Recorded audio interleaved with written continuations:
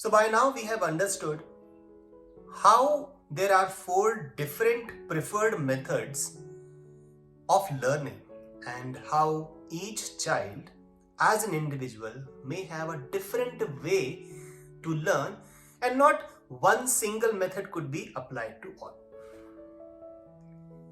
So now let me introduce the core of getting better at learning for the children and how we can involve ourselves, contribute as parents in their better learning. So in the first video I had mentioned that there are 8 steps of learning, something which is mentioned in the Shastras. What are these 8 steps? Collectively, these 8 steps are called Pragya Gunaha. Pragya Gunaha is mentioned in the topic called Swami Sampath in Kautilya Arthashastra. If we decode Pragya Gunaha, it is very easy to do that. Pragya and Guna. Pragya means wisdom, Guna means qualities. So these 8 steps basically lead up to development of wisdom in a leader. So understand that the kind of stuff that we are trying to connect over here will make your child capable to learn like a true leader. So what are these 8 qualities?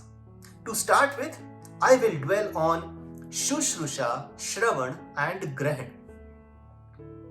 The first 3 qualities, Shushrusha means burning desire to learn or curiosity. Shravan, as the name goes, is the capacity to listen or to intake the knowledge from outside. Grahan is absorbing that knowledge to the best possible level. So you may have noticed that when I mentioned Shushrusha or curiosity, this is the minimum basic requisite of beginning to learn. In any child, in any individual, even in an adult also. I request you all to also reflect on this. When you have curiosity to learn about anything, even today, you don't need an external push. You and I will go into, exploring about any of that topic on our own. So isn't it natural? Isn't it convenient to first pick up the topic which your child is also eager to learn about? So I request you to just observe where your child is finding natural interest coming in. That is his or her Shushrusha. The very next step is Shravan. Finding ways of knowledge being brought at their behest is the next step. Shravan or listening doesn't just mean the capacity to hear. It means intake of knowledge from whatever senses possible. It could mean looking, it could also mean hearing, it could also mean touching and feeling.